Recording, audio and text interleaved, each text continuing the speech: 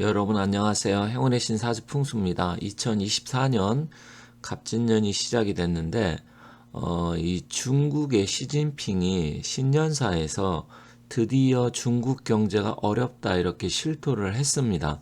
그동안 이제 많은 분들이 중국을 뭐 나름대로 G2 국가로 인정하면서 굉장히 경제적으로 높게 평가를 했고 중국은 뭐 망하지 않을 것처럼 많은 분들이 이야기를 했었고 실질적으로 또 미국을 따라잡고 능가한다 이런 이야기가 계속 나왔었죠.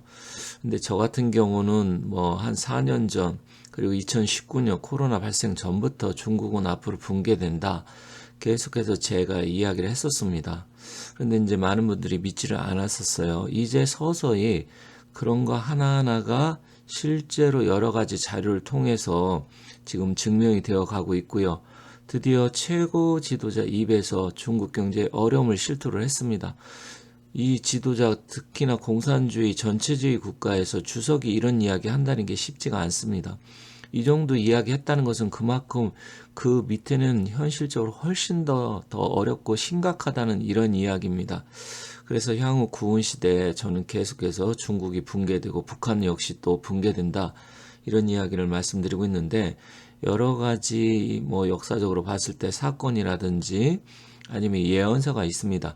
그런데 오늘은 이제 중국 지도자가 시진핑이 결국 이런 부분에 실토를 했기 때문에 그걸 통해서 향후 앞으로 중국의 앞날이 어떻게 될 것인지 또 중국 경제가 어떻게 될 것인지 그러한 부분을 한번 알아보고 중국이 망할 수밖에 없는 이유 그런 이유를 한번 추가적으로 말씀드리도록 하겠습니다. 23년 연말에 RFA 자유아시아 레디오죠. 여기서 이제 중국의 유명한 그 학자가 중국 인구 14억 중에서 우리나라 돈으로 2천 위안이니까 우리나라 돈으로 약 35만 원 정도 되는데 한 달 수입이 35만 원 이하 인구가 무려 9억 6,400만 명이다. 이렇게 이야기를 하고 발표를 했습니다. 저도 사실 뭐 어느 정도 예상은 했었지만 이렇게까지 많을 줄 몰랐습니다. 14억 인구 중에서 거의 10억 가까이, 그럼 우리 대한민국 인구의 거의 20에 가까운 인구가 35만 원. 사실 뭐 우리나라 같은 경우는 좀 능력 있고 노가다 기술직 같은 이런 분들은 뭐 하루에 일당이 25만 원, 많게는 30만 원 이렇게 받잖아요. 그리고 그냥 단순 노무직만 하더라도 이틀 치면 거의 35만 원을 버는데 이 정도로 갖고 과연 생활이 가능할지 그것도 뭐 9,600만 명이 아니고 무려 10억에 가까운 인구가 이렇다. 그렇다고 하면 중국이 그만큼 굉장히 어렵고 심각하다 이런 이야기입니다. 중국은 빈부격차가 아시다시피 엄청나게 좀 빈부격차가 심합니다. 공산주의 국가, 사회주의 체제 국가에서 이렇게 빈부격차가 난다는 게 이론적으로, 논리적으로 사실은 맞지가 않잖아요. 그런데 중국 공산당 가진 자도 어마어마하게 부자이고 극빈층은 정말 말로 형언할 수 없을 정도로 심각하게 어려운 삶을 살고 있습니다. 그런 면에서 우리 대한민국은 정말로 행복한 국가다, 행복한 나라다, 이렇게 생각을 합니다. 자, 이것은 한겨레 신문에서 나온 기사입니다. 시진핑 신년사에서 경제는 이례적으로 인정을 했다. 저는 한겨레에서 이것을 인정을 하고 이렇게 언론은 한겨레 신문에서 보도한다는 게 약간은 좀 의아했는데 한겨레나 뭐 아니면 일부 좌파 신문 같은 경우는 중국이나 북한을 뭐 추종하는 세력이라 어느 정도 우리가 볼 수 있잖아요. 그런 신문에서도 시진핑 신년사에서 경제난을 이례적으로 인정을 했다. 이렇게 신문에 썼습니다.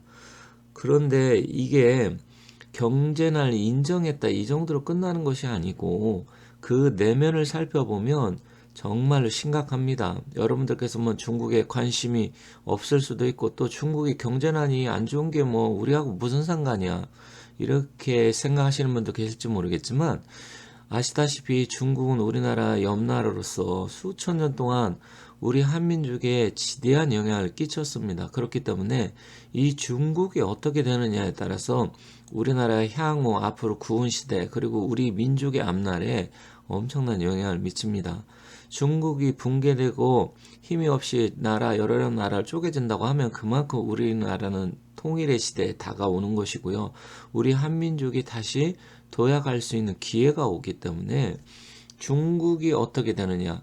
근데 중국이 강대하고 강대국으로 가야면 갈수록 우리는 역사적으로 핍박을 받고 어려웠습니다. 지금 그런 시기에 왔다가 서서히 중국이 다시 고꾸라지고 있는 그런 조짐이 보이고 있기 때문에 이것은 대단한 의미가 있다 이렇게 생각을 합니다. 그렇다고 하면 앞으로 구은 시대에 중국 경제가 왜 폭망을 하는지, 물론 여기 위에도 여러 가지 이유가 있습니다만 그 중에서도 굉장히 좀 심각하고 중요한 요소를 몇 가지 말씀드리도록 하겠습니다. 자, 가장 첫 번째는 체제입니다. 중국은 공산당, 일당 독재, 그리고 사회주의와 아니면 뭐 공산주의, 또 왕조, 이런 게 섞여 있는 이상한 체제입니다. 그러다 보니까 실질적으로 중국에서 경제 개발을 하고 일부 자본주의 체제를 그동안은 받아들여서 경제 쪽으로 이렇게 해서 개발을 하고 발전을 했지만 이게 한계에 봉착을 했습니다. 더 이상은 자본주의 그리고 자유민주주의 경제체제를 중국 공산당에서 받아들인다고 하면 체제가 붕괴되기 때문에 중국 공산당 입장에서는 이것을 받아들일 수가 없기 때문에 이제는 자본주의 경제 체제를 더 이상 중국에서 하지 못한다. 이게 가장 커다란 이유 중에 하나입니다. 그리고 두 번째는 시진핑의 무능력. 시진핑이 사실은 칭화대 나왔다고 하지만 그 아버지 시중신 때문에 하방에 대해서 젊은 시절 특히 학교 다니면서 공부를 해야 될 중고등학교, 대학 초기 시절 시진핑이 거의 공부를 하지 못했습니다. 칭화대도 거의 뭐 공산당 자제로서 이제 홍월따이라고 하잖아요. 그래서 태자당의 그 세력으로 의연해서 칭화대 명문대에 들어간 것이지 실질적으로 공부를 잘해서 들어간 게 아니고 시진핑이 굉장히 여러 가지로 국제정세에 읽는 능력이라든지 경제를 파악하는 능력 이런 게 굉장히 뒤떨어집니다. 그런데 정적을 제거하는 능력 그런 데는 굉장히 탁월하고 그 마오쩌둥의 그런 어떤 노선을 추종하다 보니까 결국은 과거 청나라, 명나라 그 왕조 시대처럼 복귀를 해서 더 이상은 이제 21세기 국가 시스템에 맞지 않는다라는 것입니다. 그래서 이런 문제가 있고요. 또 지금 지방정부 부채가 엄청나게 폭증을 하고 있고 이 중앙정부에서 이것을 지원하는 이제 한계에 부딪혔기 때문에 공무원들이라든지 아니면 거기 관계된 사람들이 지금 급여를 몇 달째 못 받든지 아니면 지금 급여가 계속해서 깎이고 있어요. 그러다 보니까 소득이 지금 하락하고 있다라 이런 이야기입니다. 지금 뭐 중국이 1인당 GDP가 1만 2천 달러 이 정도 지금 이야기하고 있는데 상해나 북경 이런 데는 충분히 그 정도 이상이 되지만 다른 중소도시 또 농촌 이런 데는 앞서 말씀드렸듯이 한 달에 35만 원도 안 됩니다. 그리고 또 더욱더 중요한 거는 세계 최고의 기업들의 투자가 지금 취소되고 있고요. 탈출을 하고 있습니다. 다 중국에서 지금 나가고 있어요.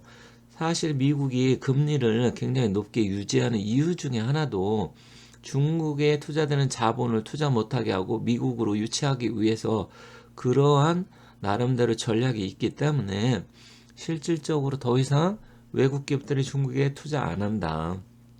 그렇다고 하면 발전할 수가 없잖아요. 그런데다 청년 실업률이 지금 폭증을 하고 있고 이로 인해서 소득이 감소하고 있습니다. 그런데 청년 실업률 위에 일반 실업률도 굉장히 지금 증가하고 일자리가 없어요. 그래서 중국은 30대 중반 이상만 되면 거의 다 지금 채용을 안 하고 있습니다. 30대 중반이면 나가야 돼요. 그러다 보니까 지금 중국에서는 라이더라고 하죠. 지금 배달하는 사람들이 폭증을 하고 있고 그 사람들 또한 소득이 배달한다고 잘 들어오는 게 아니라 거기에 여러 가지 페널티가 있다 보니까 실질적으로 배달하면서도 돈은 못 버는 그런 악순환이 이어지고 있고 뭐 칭화대나 북경대 출신조차도 배달 일에 지금 뛰어들고 있어요. 지금 일할 일자리가 없습니다. 중국에.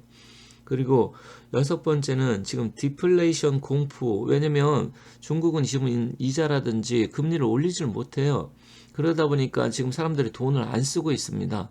그러다 보니까 돈을 안 쓰면 어떻게 될까요? 계속해서 경제는 쪼그라들잖아요. 그리고 생산자 물가지수 역시 하락하고 있습니다. 이런 거 외에도 여러 가지 비구이한 헝다라든지 중국 자체의 가장 그 버팀목이 됐던 부동산 경기도 지금 폭락을 하고 있고요. 그리고 다른 나라 수출했던 것들이 굉장히 지금 줄어들고 있고, 더군다나 또 그동안 인건비 상승으로 인해서 계속해서 그런 상승 그런 것 때문에 외국 기업이 더 이상 중국에서 뭐 장사를 못하겠다 아니면 공장을 못하겠다 해서 지금 동남아 쪽으로 지금 다 옮기고 있잖아요. 그리고 지금 또 자연재해, 그다음에 질병, 뭐 진짜 말 하나하나 찾다 보면 어마어마하게 많습니다. 지금 제가 몇 가지만 말씀드렸는데, 이래서 이제는 중국은 더 이상 경제 자체가 이제 성장을 못하게 되고 점점점 쪼그라들면서 그로 인해서 폭망을 하게 되고, 중국 경제가 폭망하면 어떻게 됩니까? 그러면 중국 체제 자체도 붕괴가 되겠죠. 이게 머지않았다 이렇게 생각을 합니다.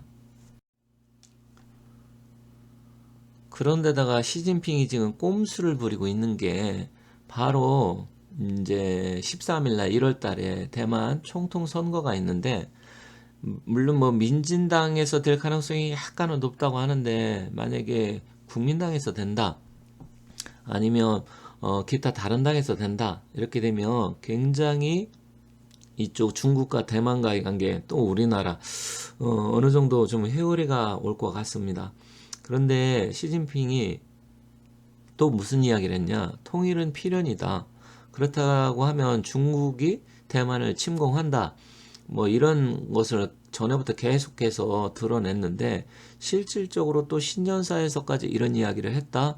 그러면 사실 대만도 굉장히 위태위태한 상황이 되고, 또 반도체 시장이라든지 IT 시장에 그런 부분에 굉장히 변화가 올 가능성이 큽니다. 만약에 정말 침공을 한다, 그러면 우리나라 경제, 전 세계 경제, 반도체 경제, IT 경제에 엄청난 희오리와 영향을 끼칠 가능성이 있어서 이것은 좀 잘 지켜보고, 13일 날 대만이 어떤 사람이 총통이 되는지도 보고 그 이후에 상황을 분석해야 될 것 같습니다.